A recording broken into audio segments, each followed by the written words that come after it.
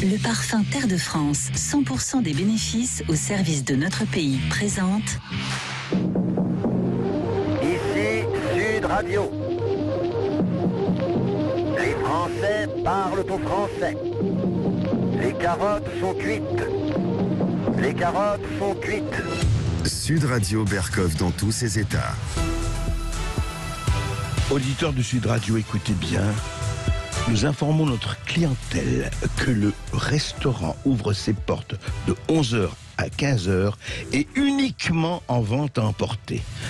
En dehors de ces horaires, il vous est toujours possible de commander au guichet du McDo Express de 15h jusqu'à 23h, cordialement. La direction, on est où? Au Liban? On est en Afrique? On est où? Non, on est au centre de Lyon, au McDo, dans le quartier de la Guillotière. Et il se passe beaucoup de choses là-bas, dans cette merveilleuse France orange mécanique, où il y a évidemment, il n'y a pas d'insécurité, mais simplement un sentiment d'insécurité. Parce qu'il se passe des choses quand même assez étranges, notamment là, mais il n'y a pas que là. Hein. Et voilà, qu'est-ce qui se passe en plein centre de Lyon, hein, à 10 minutes de la place Bellecour? Eh bien, il se passe que, voilà, la sécurité, eh ben, elle est plus là. Le casino qui était vraiment le centre un peu du quartier, eh bien, il ferme désormais à 17h. Oui, couvre-feu? Non, pas couvre-feu du tout. Nicolas Pépin, bonjour. Oui, bonjour. Bonjour, monsieur Pépin. Vous êtes gérant de la pâtisserie Pépin sur le cours Gambetta à Lyon. Et oui. Avant de vous interroger sur ce qui se passe dans votre chère et douce ville et dans notre cher et doux pays, je voudrais vous faire entendre ce qu'a dit à propos de la fermeture du casino le maire de Lyon, Grégory Doucet. Écoutez. Concernant les commerçants en particulier, on a eu l'occasion de les rencontrer à plusieurs reprises récemment, donc on n'ignore rien de la situation.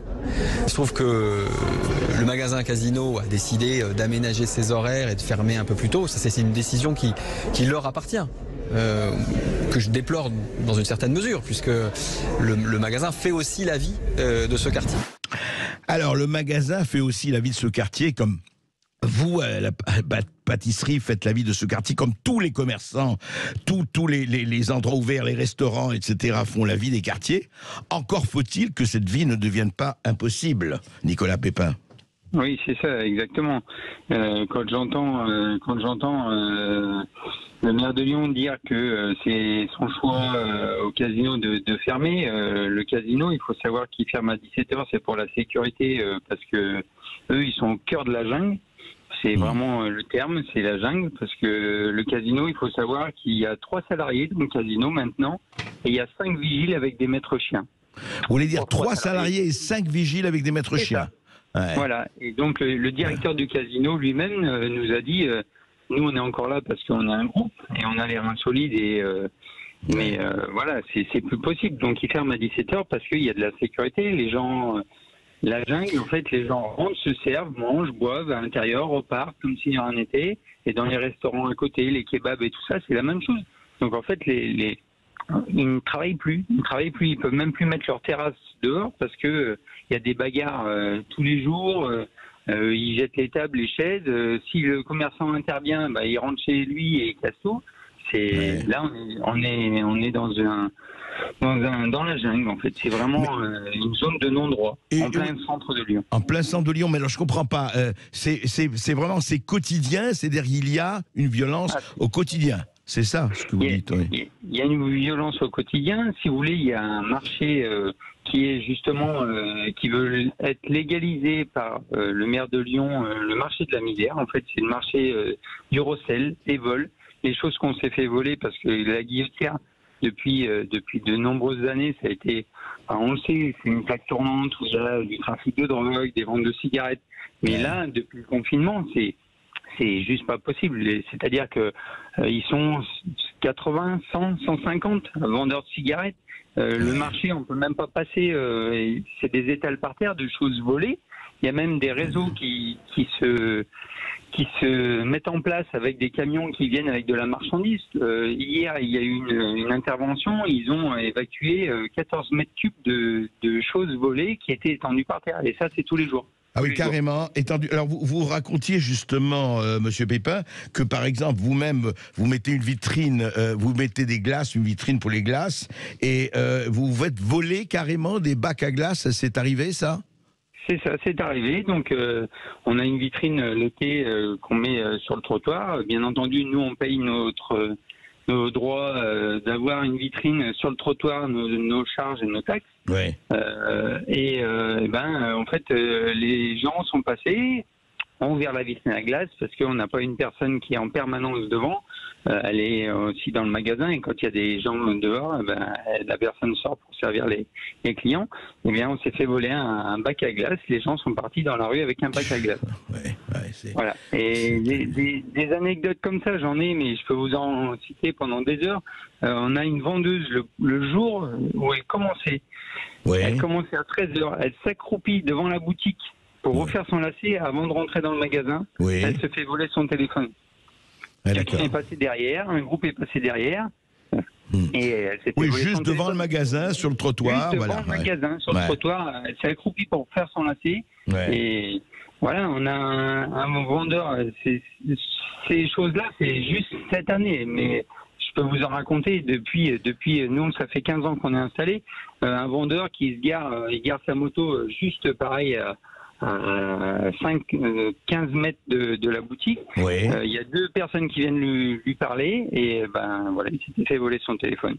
Ah oui, carrément. Et dites-moi, voilà. Ça va, vous avez raconté justement que ça va jusqu'à la poste, que quelquefois ils squattent la poste. Qu'est-ce qui se passe? C'est simple, les dealers rentrent et ça c'est pas moi qui l'invente, les dealers rentrent et ils vont peser leurs marchandises, faire leur petit sachet en disant au personnel de la poste, vous ne nous avez pas vus, donc en les menaçant, donc bien entendu ils ne peuvent rien dire, Et voilà, on sait que ça se passe, tout le monde le sait. Donc dans les bureaux officiels de la Poste Service Public, on va peser son shit ou sa cargaison. Exactement, c'est ça, exactement. Mais alors dites-moi, qu'est-ce que vous pouvez faire, qu'est-ce qu'il faut faire, qu'est-ce qu'on doit faire pour vous, pour les commerçants de la ville, pour ce qui fait la vie de la ville? Qu'est-ce que ça peut pas rester comme ça encore ad infinitum? Non, ça peut pas rester comme ça parce que là, tout le monde en a ras-le-bol, que ce soit les commerçants, que ce soit les habitants, les riverains, les habitants. Ils cherchent à vendre. Il y a beaucoup d'habitants qui cherchent à quitter le quartier. Les commerçants, ceux qui sont au cœur de la jungle, je vous dis, ils ont des baisses de chiffre d'affaires de 60-70% depuis l'année dernière au même mois, parce qu'il y a 15 vendeurs de cigarettes devant chez eux. Et même nous, pendant le confinement, c'est arrivé, il a fallu faire la police. À dire aux vendeurs de cigarettes, vous restez pas là, sinon j'appelle la police. Voilà, sans arrêt. Et hier, il y avait 4 camions de CRS, donc avec des CRS de partout. Et là, la place on a pu passer. J'avais une livraison, j'ai pu y aller à pied. J'ai remercié les CRS. Je suis rentré à la boutique, j'ai fait un détour, j'ai été leur cuire de la viennoiserie pour les remercier parce que on a besoin de ça. On est tous à bout de nerfs. On n'en peut plus. Même notre famille, mon tonton Thierry, il vient même plus nous voir. Enfin, voilà, notre famille a même peur de venir nous voir. Donc nous, on va les voir. Ils veulent même plus venir chez nous. Et alors, et dites-moi, quand les CRS s'en vont, ils reviennent? C'est-à-dire en fait. C'est ça. C'est que pour l'instant, enfin. Là, ils sont présents. Donc là, la police vient tous les jours. Donc ils font des opérations. Quand ils sont sur place. Sur place, et encore, je vous dis, ils sont pas là, mais ils sont juste déplacés. Ils sont juste déplacés, on les voit, ils proposent quand même des cigarettes à 20 mètres des CRS hier. À 20 mètres des CRS, et ils sont derrière le masque, en plus c'est facile, on voit pas qui part. Mais voilà, Marlboro. On les connaît tous de toute façon, et c'est juste plus possible. Nous, même le personnel refuse de venir travailler, on perd des clients, parce que quand on dit qu'on est à Guillotière. Mais oui, mais alors juste un mot, Monsieur Pépin. À votre avis, la solution, c'est quoi? C'est le ministre de l'Intérieur, c'est le maire, c'est tout ça. Est-ce qu'il faut, à votre avis, la seule solution pour le moment, je dis pas une solution globale, c'est d'imposer une présence policière un peu partout? Est-ce que c'est faisable? Nous, alors voilà, pour l'instant, c'est ce qu'on demande, c'est une présence policière permanente. On sait que c'est compliqué, mais il y avait un poste de Grande Rue de la Guillotière, il y avait un poste de police municipale qui a été fermé. pour mettre la maison des concertations. Voilà, donc il n'y a plus de police d'accord. municipale. La police Voilà. municipale, alors c'est très intéressant et c'est vraiment exemplaire. La police municipale a été remplacée par la concertation. C'est C'est intéressant. ça, la concertation. Mais la concertation, ça fait des années qu'on en entend parler, et là encore plus depuis 2 ans. Mais en fait, les projets, c'est très bien de vouloir mettre des arbres, des bacs à fleurs. Oui, Moi, j'ai rien oui. contre. Moi, je viens de la campagne, je suis originaire de la campagne. Oh, Mais, bien sûr, oui. mais à un moment donné, il faut quand même commencer par le commencement, c'est-à-dire enlever les 150 vendeurs de cigarettes qui Ouais. font peur à tout le monde, où on ne peut pas aller se promener, où on ne laisse pas traverser nos enfants, où on n'est pas en sécurité. Personne n'est en sécurité. Les personnes âgées n'y vont plus. Même nous, en Je tant comprends. qu'hommes, il faut faire attention. Le téléphone est dans la poche. Quand on a Mais vous voyez, monsieur Pépin, il y a des gens, et je ne vais citer personne, qui pensent que les bacs à fleurs et les arbres vont faire peur aux dealers. Ah oui, mais non, ça marchera pas. Ça marchera pas. C'est clair. Mais non, ça marchera pas. C'est clair. Il faut commencer par le commencement. Et les riverains, les commerçants, mais tous les commerçants, on a fermé rideau là. Le 21 octobre, on a fermé rideau tous les commerçants du cours Gambetta pour manifester. C'était nous qui étions sur le cours Gambetta. Ouais. Pour manifester notre mécontentement parce qu'on ne peut plus, ça, on ne va pas tenir. On va pas tenir.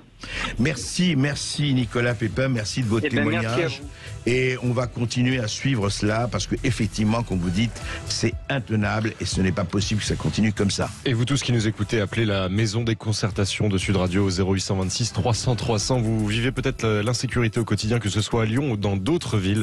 Nous prenons vos témoignages et vous aurez la parole à partir de 13h15. À tout de suite.